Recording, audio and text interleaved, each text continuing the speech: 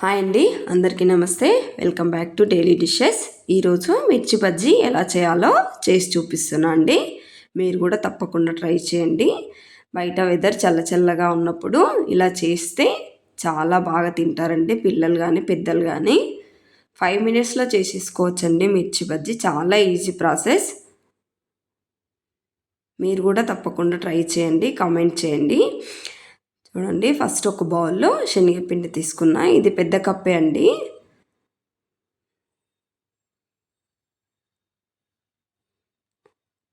ఒక స్పూన్ వాము అండి,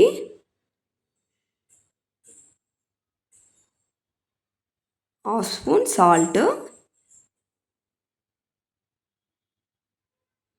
ఒక హాఫ్ స్పూన్ కారం.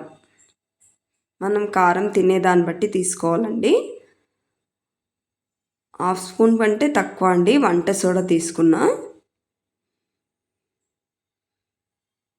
ఇవన్నీ ఒకసారి మొత్తం పిండిలో కలిసేటట్టుగా ఒకసారి కలిపేసుకోవాలండి.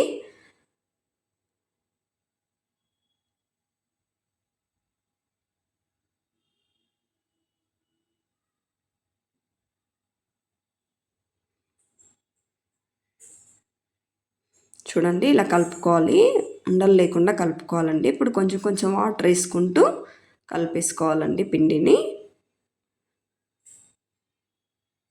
ఇలా ఫింగర్స్తో స్లోగా కలిపేసుకోవాలండి.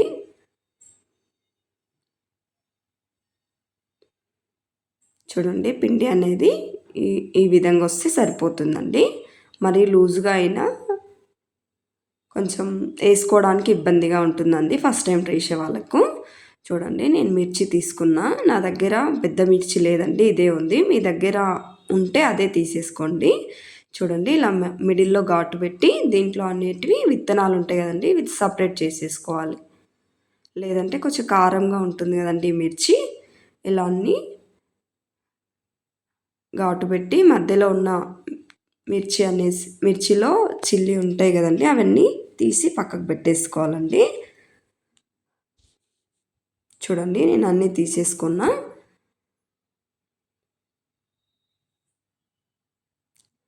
లోపల గింజలు ఉండడం వల్ల కారం ఎక్కువ అవుతుందండి, తినలేము. అందుకే ఇలా తీసేసుకోవాలి. చూడండి, ఆయిల్ బాగా హీట్ అయినాక మరీ ఎక్కువ కాకుండా మీడియంగా ఉండేటట్టు చూసుకోండి. స్టవ్ కూడా ఇలా వేసుకొని ఇలా వేసేసుకోవాలండి. చూడండి, స్టవ్ పైన ఆయిల్ ఇలా ఒక్కొక్కటన్నీ ఇలా వేసేసుకోవాలి. మీడియం ఫ్లేమ్లో పెట్టేసుకొని చేసేసుకోవాలండి. మరీ హెవీగా పెడితే కూడా లోపల అనేది బజ్జీ కాలదు.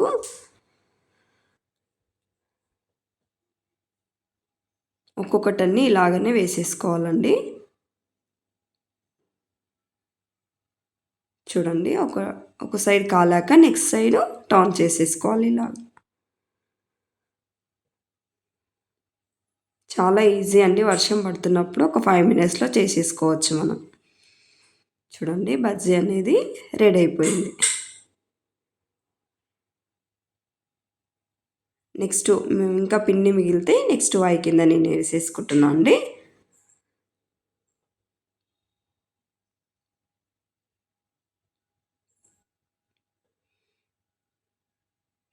చూడండి, బజ్జీలు అనేటివి ఎంత తొందరగా అయిపోయినాయో. పిల్లలు స్కూల్కి వెళ్ళి వచ్చినాక కూడా అప్పటికప్పుడే చేసి పెట్టొచ్చండి ఇవి. చూడండి ఎంత బాగున్నాయో. ప్లీజ్ అండి, సబ్స్క్రైబ్ చేసుకోండి, లైక్ చేయండి, షేర్ చేయండి అండి. తప్పకుండా కామెంట్ చేయండి. థ్యాంక్ యూ అండి.